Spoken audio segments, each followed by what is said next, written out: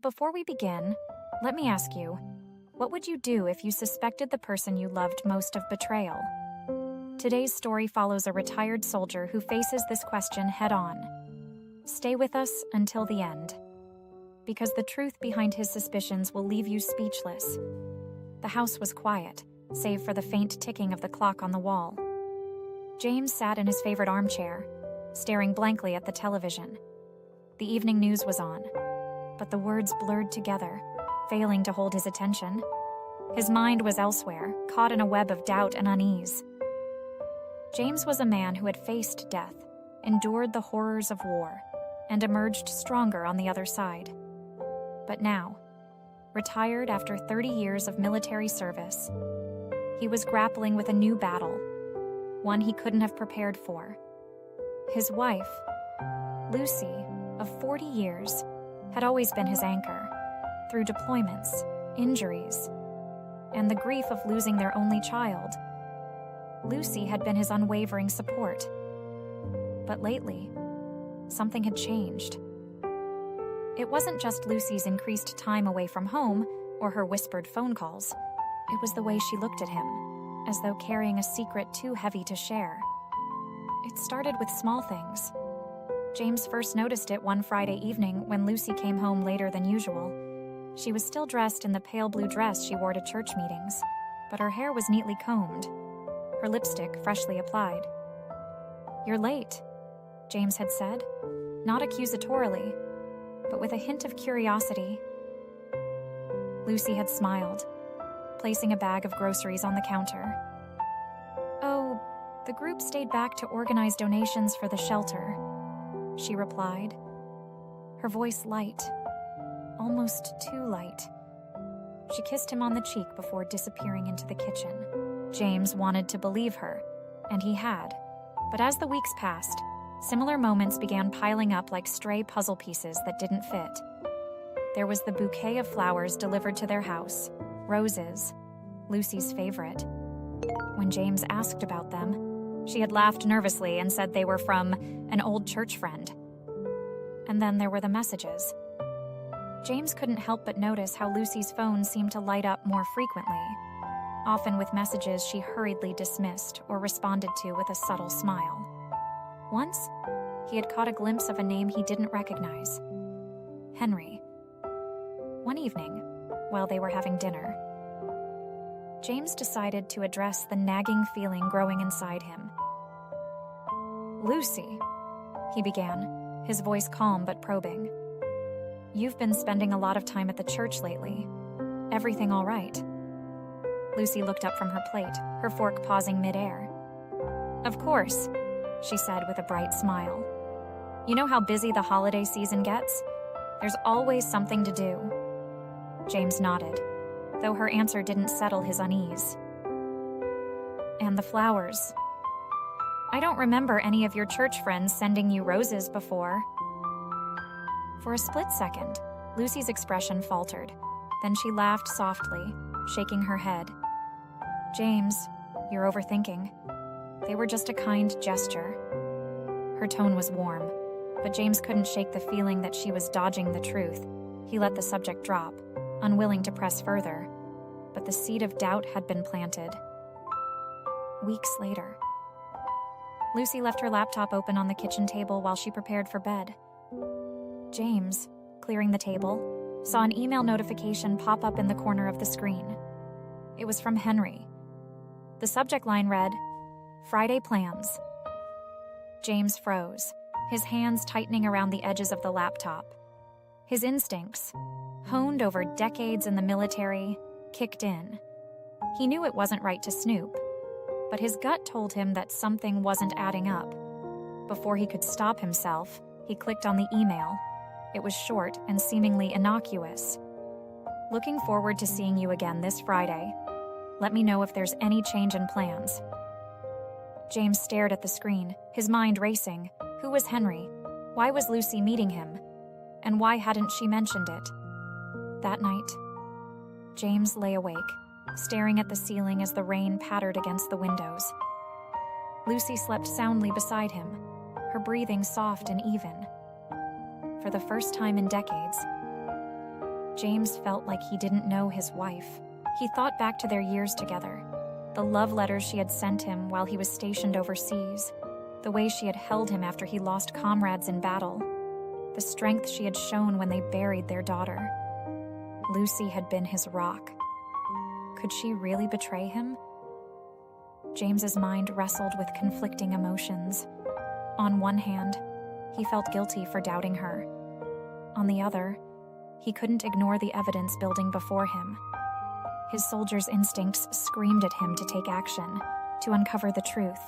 But the part of him that loved Lucy, the part that trusted her, hesitated. The next morning, James poured himself a cup of coffee and sat at the kitchen table, staring at Lucy's phone resting on the counter. He had never been the type to invade her privacy, but the unanswered questions gnawed at him. His hand hovered over the phone before pulling back. Just then, Lucy entered the kitchen, her smile as bright as ever. "Morning, James," she said, kissing him on the cheek. She picked up her phone, glancing at it briefly before setting it down again. "Big plans today?" James asked casually, masking the turmoil brewing inside him. Lucy shook her head. "Just the usual errands. Why?" "No reason," James replied, forcing a smile. But as Lucy busied herself with breakfast, James made a silent decision. He needed answers. That evening, after Lucy went to bed, James sat in his study, staring at a photo of them on their wedding day. He picked up her phone, which she had left charging in the living room. This time, he didn't hesitate, unlocking it. He scrolled through her messages until he found the name he was looking for: Henry. His eyes skimmed over the messages, his heart pounding with each word. One particular line stopped him cold. "You're doing the right thing. He'll understand soon." James's hands trembled as he set the phone down. His worst fears seemed to be coming true. But what did the message mean? And why hadn't Lucy told him the truth?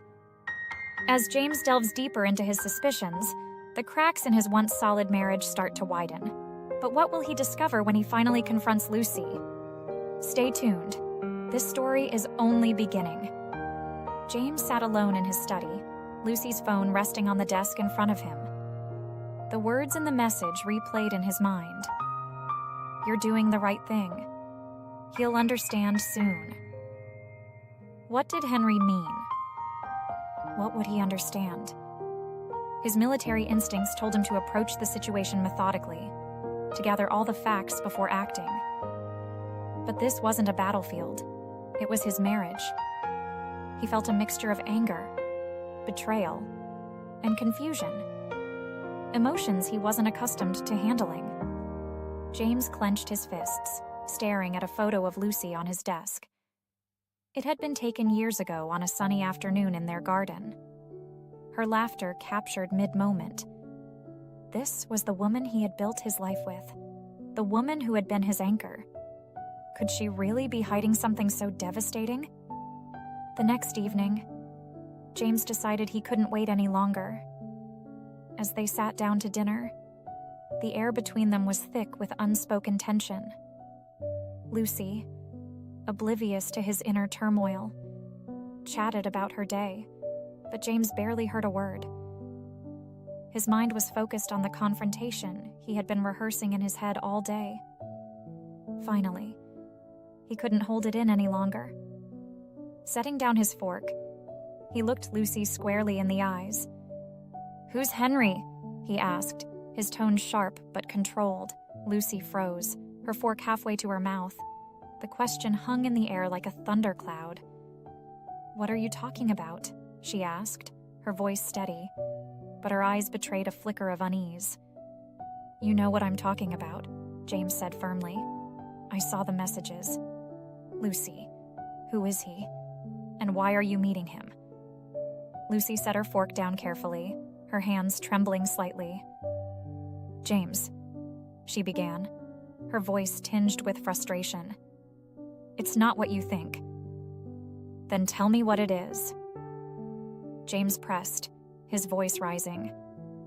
Don't lie to me, Lucy. After everything we've been through, I deserve the truth. Lucy sighed, running a hand through her hair. Henry is a lawyer, she admitted after a moment.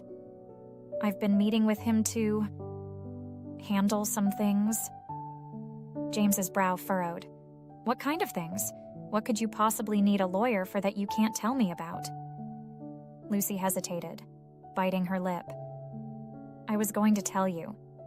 James, I didn't know how. Didn't know how to what? James's voice cracked with frustration. Lucy, I've trusted you for 40 years. Don't make me start doubting everything now. Lucy looked down at her hands, her voice barely above a whisper. It's complicated, James, but I promise you, it's nothing. Inappropriate. Her words did little to ease his growing anger. So you're meeting a lawyer in secret, hiding messages, and you expect me to just take your word for it. The argument escalated, James's voice growing louder with each question, while Lucy tried to defend herself. Do you even understand how this looks? James demanded, standing from the table and pacing the room. Flowers, secret meetings, cryptic messages. It doesn't look good. Lucy, it looks like... Like what, James? Lucy interrupted, her voice trembling with emotion. Like I'm cheating on you. Is that what you think of me after 40 years? James stopped pacing, turning to face her. I don't know what to think anymore, he admitted, his voice softer now, filled with a sadness that made Lucy's eyes fill with tears. Lucy stood, reaching for his hand, but James pulled away. I can't do this right now, he said, walking toward the door. I need some air. James spent the night on the couch, staring at the ceiling as the rain tapped against the windows. He felt lost, caught between his love for Lucy and the overwhelming suspicion gnawing at his heart. He replayed their conversation over and over, searching for signs of deceit or truth in her words. In the early hours of the morning, he decided he needed answers. Real answers. The next day, while Lucy was out running errands, James returned to her laptop. His hands trembled as he opened her email account. Scrolling through the messages with Henry, most of them were short, mentioning meetings and documents, but nothing explicitly incriminating. Then he found an attachment labeled Final Papers. With a sense of dread, he opened the file. His eyes scanned the document, his heart pounding in his chest. The words adoption agreement stared back at him. James leaned back in the chair, his mind reeling. Adoption. What adoption? And why hadn't Lucy told him? When Lucy returned home that evening, James was waiting for her in the living room. The open laptop sat on the coffee table, the document still displayed on the screen. Adoption? James asked, his voice calm but laced with confusion. Lucy's face paled. She set her purse down slowly, her hands trembling. James, I can explain, she said, her voice shaking. Then explain, James replied, his eyes locked on hers. Start with why you've been keeping this from me. Lucy took a deep breath, sitting down on the couch beside him. It was supposed to be a surprise, she began, tears welling in her eyes. I've been working with Henry to adopt Mia. Do you remember her? The little girl we met at the orphanage last Christmas? James blinked, stunned. He remembered Mia, a quiet, sweet girl with big brown eyes who had clung to Lucy during their visit. They had both been moved by her story, but James hadn't thought about her since. I couldn't stop thinking about her, James, Lucy continued, her voice breaking. She reminded me of her... James's chest tightened.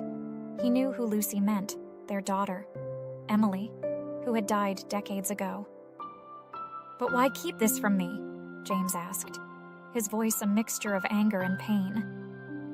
"Because I didn't know how you'd react," Lucy admitted, tears streaming down her face. "I was afraid you'd say no." The living room was silent, except for the faint hum of the refrigerator in the kitchen. James sat on the couch, his elbows resting on his knees, his hands clasped tightly.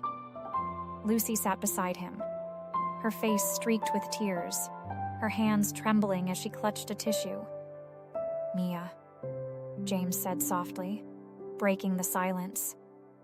His mind raced as he recalled the little girl they had met at the orphanage last Christmas. She had been shy, hiding behind Lucy for most of the visit. But when Lucy bent down to talk to her, Mia's face had lit up with a smile that seemed to melt Lucy's heart. "Yes," Lucy replied, her voice barely a whisper. "I couldn't stop thinking about her, James. She doesn't have anyone. She's been through so much, and I just felt this connection with her." James's chest tightened. He remembered how Lucy had held Mia's hand that day, how she had insisted on staying longer to play with her.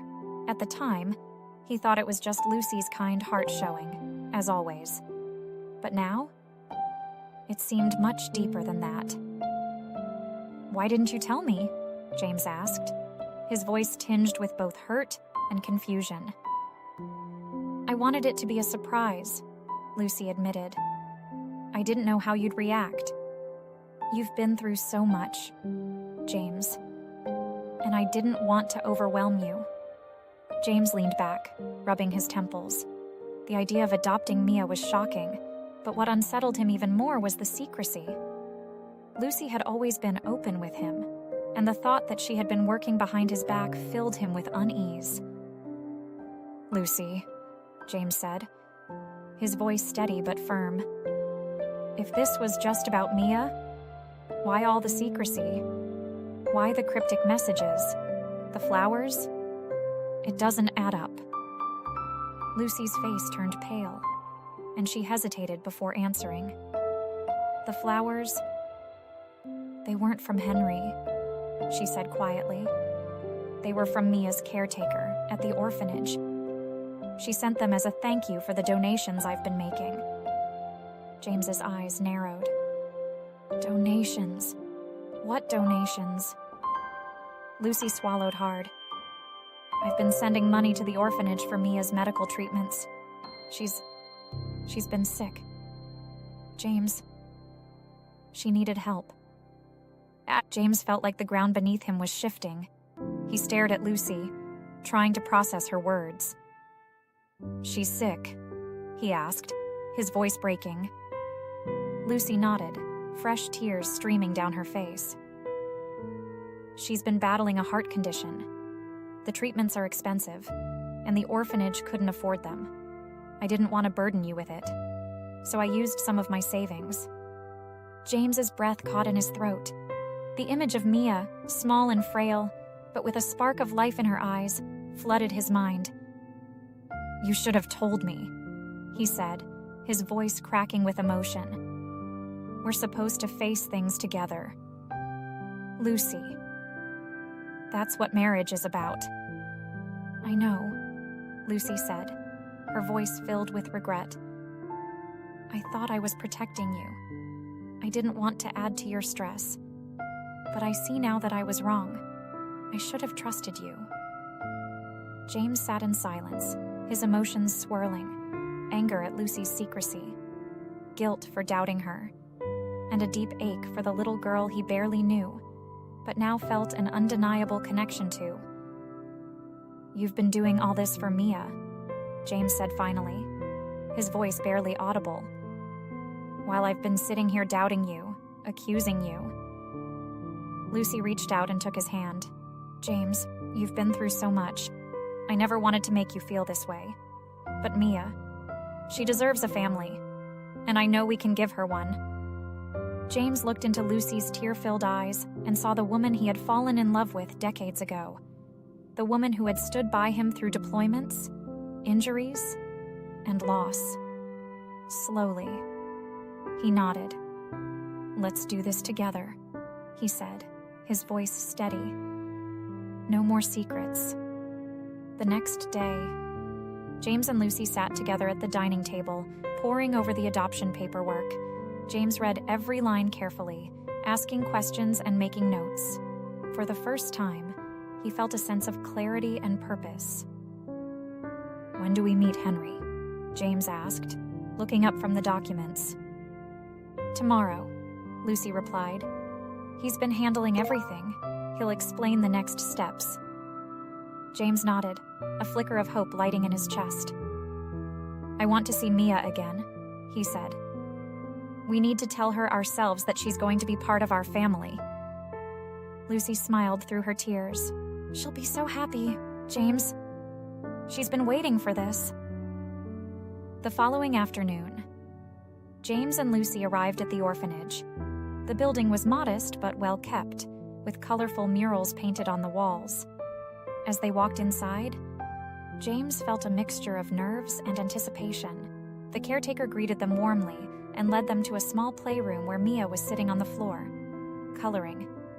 When she saw Lucy, her face lit up with a smile, and she ran over, wrapping her arms around her.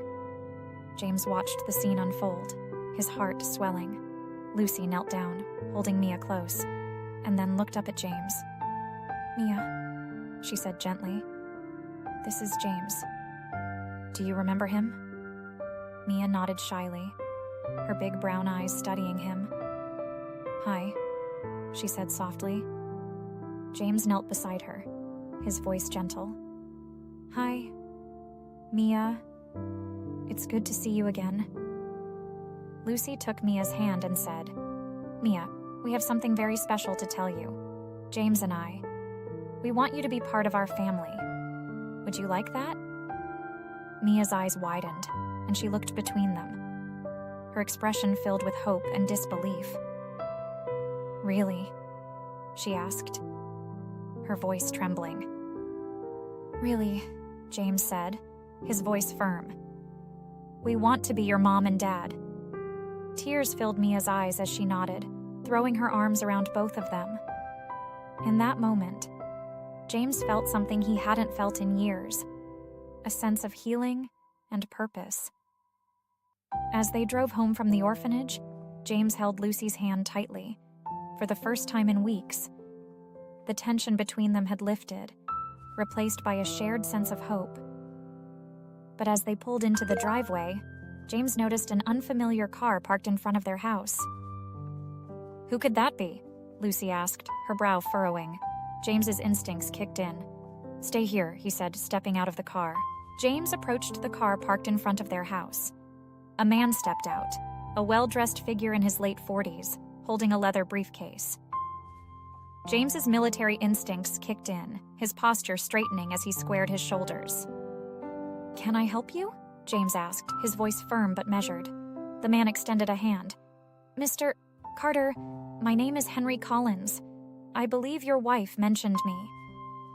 James's eyes narrowed. "Henry," he said, the name feeling foreign on his tongue. "You're the lawyer?" "Yes," Henry replied, his tone calm. "I was hoping to speak with both of you.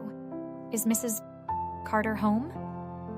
James glanced back at Lucy, who was watching from the car. He waved her over. She stepped out, her expression a mix of confusion and apprehension. "Henry, what are you doing here?" Lucy asked, her voice tinged with surprise.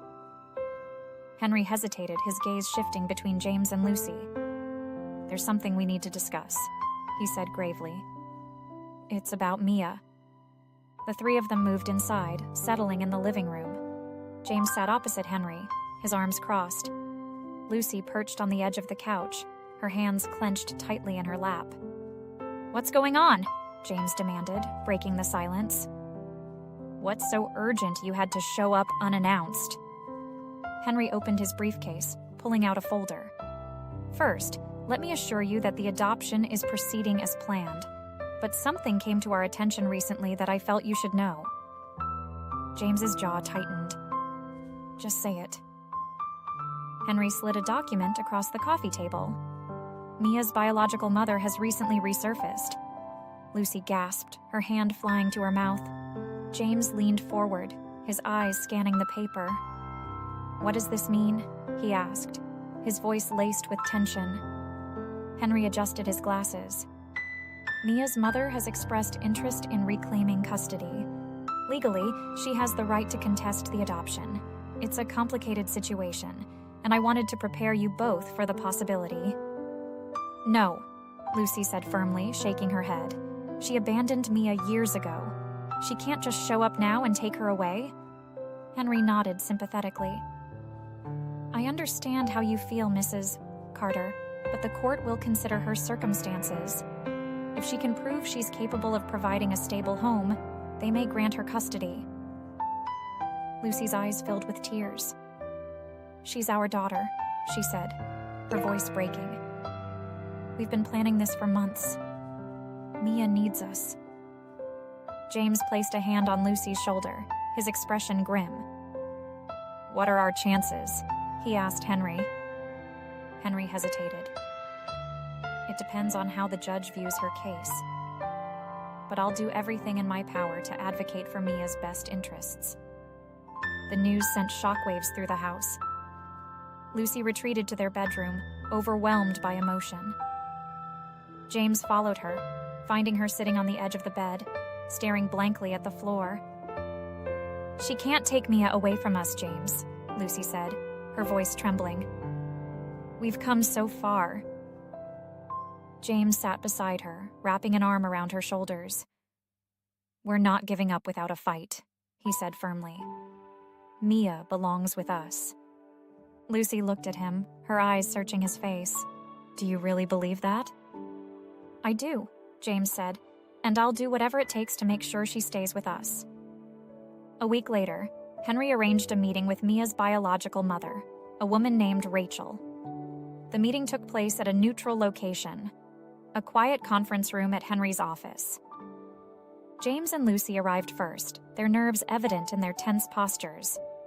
When Rachel walked in, they were taken aback. She was young, no older than 25, with tired eyes and a timid demeanor. "Thank you for meeting with me," Rachel said softly, sitting across from them. "I know this is complicated." "Complicated doesn't even begin to cover it," James said, his tone sharp. Lucy shot him a warning glance before turning to Rachel. "Why now?" she asked, her voice steady but filled with emotion. "Why are you coming back now after all this time?" Rachel looked down at her hands. "I made mistakes," she admitted. "I wasn't ready to be a mother when Mia was born. But I've turned my life around. I have a job, a stable home, and I want to be there for her."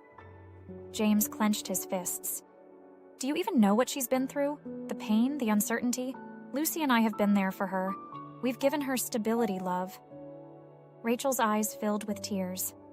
"I know I don't deserve your forgiveness, but I want a chance to make things right." The meeting ended without resolution, leaving James and Lucy emotionally drained. As they drove home, Lucy stared out the window, her thoughts racing. "What if she wins, James?" Lucy said, her voice barely audible. "What if we lose Mia?" James tightened his grip on the steering wheel.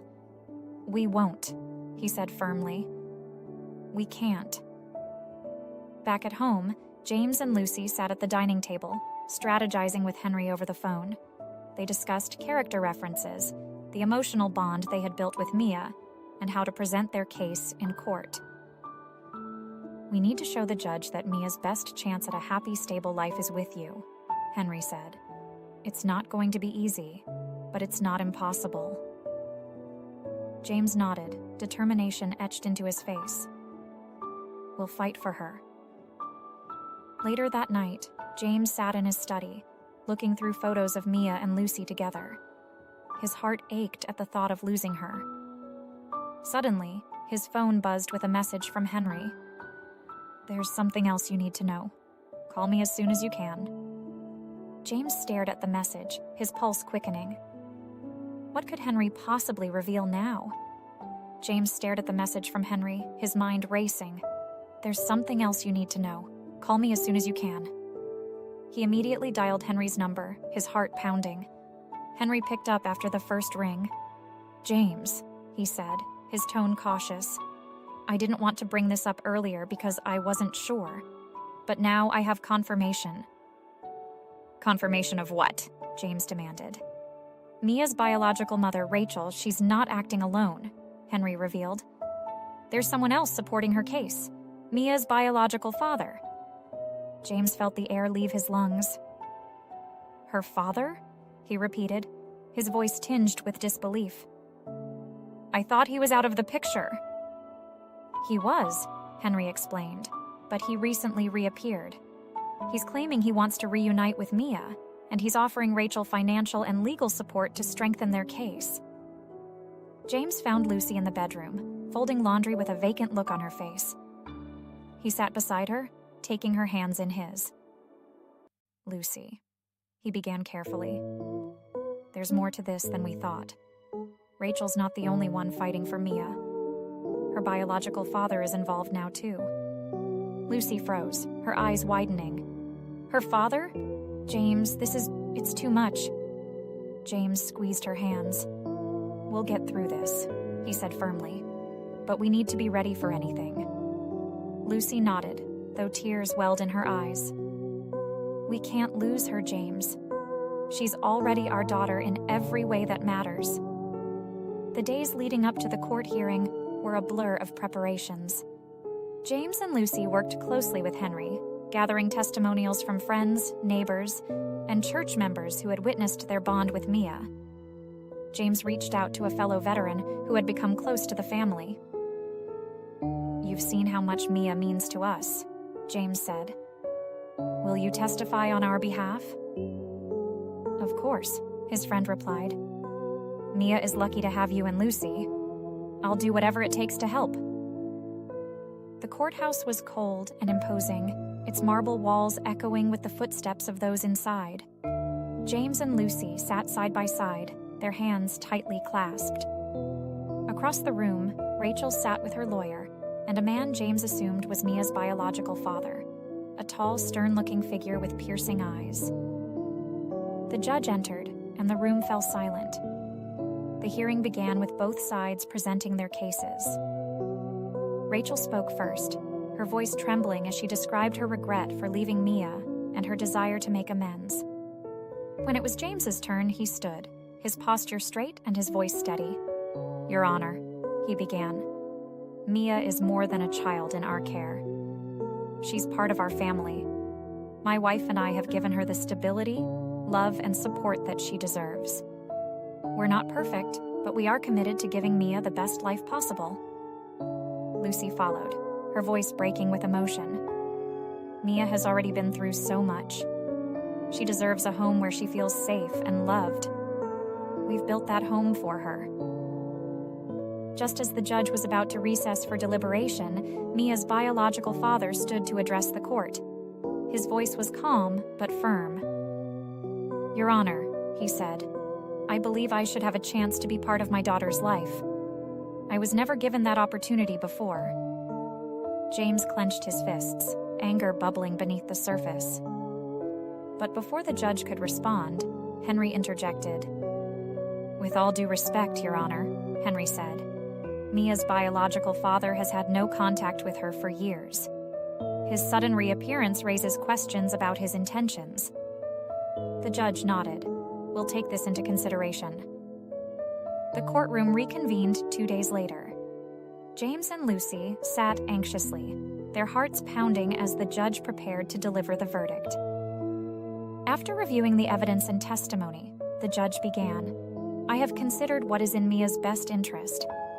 While her biological parents have expressed their desire to reunite with her, it is clear that Mr. and Mrs. Carter have provided a stable and loving home for Mia." Lucy gripped James's hand tightly, tears streaming down her face as the judge continued. "Therefore, I rule in favor of the adoption. Mia will remain in the custody of Mr. and Mrs. Carter." The courtroom erupted in emotion. Rachel sobbed quietly, while James and Lucy hugged each other tightly, overwhelmed with relief and gratitude. A week later, James and Lucy brought Mia home for good. The house was filled with balloons, streamers, and a homemade banner that read, "Welcome home, Mia." Their friends and neighbors gathered to celebrate, showering Mia with love and support. As Mia ran around the yard with the other children, James and Lucy watched from the porch, their hands intertwined. "She's really ours," Lucy said softly, a smile spreading across her face. "She's always been ours," James replied, his voice filled with conviction. Later that night, as Mia slept peacefully in her new room, James and Lucy sat together in the living room, reflecting on their journey. "We've been through so much," Lucy said, leaning her head on James's shoulder. "But it was all worth it." James nodded. "She's given us a new purpose, Lucy. A reason to keep going." In the end, love and perseverance won the day. James and Lucy's unwavering commitment to Mia gave her a chance at the life she deserved. What would you have done in their shoes? Share your thoughts in the comments below, and don't forget to like, share, and subscribe for more stories that remind us of the power of family and love.